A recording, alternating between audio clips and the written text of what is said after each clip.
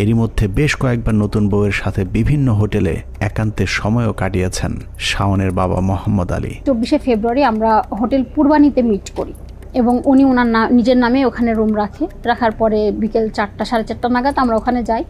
যাওয়ার পরে দেখি আলী ওখানে প্রায় 1-1.5 ঘন্টা বসেছিল। আমি যাওয়ার পরে রুমে গেলাম। যাওয়ার পর আমরা প্রায় 9টা সাড়ে 9টা পর্যন্ত ওখানে ছিলাম। আমাকে বললো 9টার মধ্যে যদি বের না হই 10টা বাজলে আমাকে আবার মারবে বাসা থেকে। মানে এরকম একটা এজের লোককে যে বাসা থেকে মারবে, এটাও তো একটা আনবিলিভেবল একটা ব্যাপার যে আমাকে মারবে। তো তখন আমি বুঝতে পারলাম যে না, আসলে সে ভয়ে থাকে। কিন্তু খুব বেশি দিন লুকিয়ে তাদের এই বিয়ের সম্পর্ক গোপন রাখা সম্ভব হয়নি। শাওনের পরিবার বিষয়টি জানতে পেরে মোহাম্মদ আলীকে মারাত্মকভাবে মেরে রক্তাক্ত করেন। মোহাম্মদ আলীকে তার স্ত্রী আর মেয়েরা মিলে মেরে ফেলতে পারে এমন শঙ্কায় নিশিকে তার বাড়িতে আসার জন্য অনুরোধ করেন মোহাম্মদ আলী। কথা মতো তার দ্বিতীয় স্ত্রী নিশি তাদের বাড়িতে গেলেই তেলে বেগুনে জ্বলে ওঠেন শাওন ও তার দেহ ব্যবসায়ী 2 বোন। সে আমাকে কিন্তু দেখাইছিল, তার গেঞ্জিটা উঠায় পেটের কাছ থেকে দেখাইছিল যে আমাকে এইভাবে টর্চার করে।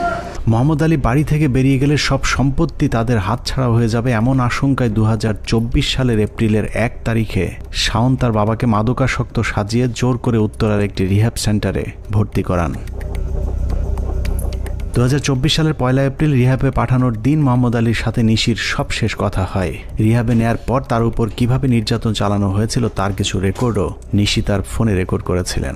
তবে নির্যাতন শুরুর এক পর্যায়ে মোহাম্মদ আলীর মোবাইল, মানিব্যাগ সহ সবকিছু নিয়ে নিলে তার সাথে আর যোগাযোগ করতে পারেনি নিশি ইসলাম।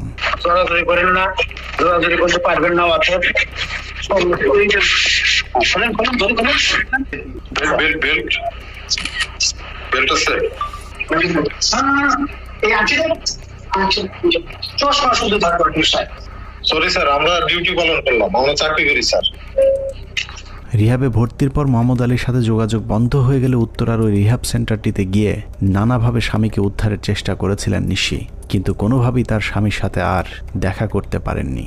আপনারা লোক মানে ঢোকার আগে এবং পরে এটাতে তালা মেরে দেন, তাই না? হ্যাঁ, ঢোকার পরে তালা দেওয়া, বাইরে হওয়ার পরে তালা। আচ্ছা, এটা কখনোই ওপেন থাকে না, তাই না? এটা কখনোই ওপেন থাকে না।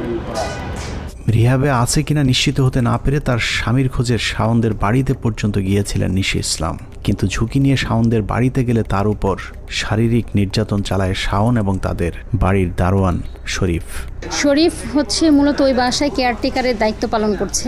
তো শরীফ হচ্ছে ওই বাসায় আমাদের ঢোকা নিয়ে খুবই আপত্তি জানায়। সে খুব নোংরা ভাষা ইউজ করে যে সে এটা করবে ওইটা করবে, তো মানে রেপ পর্যায়ে চলে যায়। যেটা সিংজন, সেজুতি, সিংজনের হাজব্যান্ড, এরা মিলে আমাকে হচ্ছে ওইখান থেকে মানে খুব অকথ্য গালাগালি করে এবং আমাকে মারে। যখন এখানে মারছে আর এখানে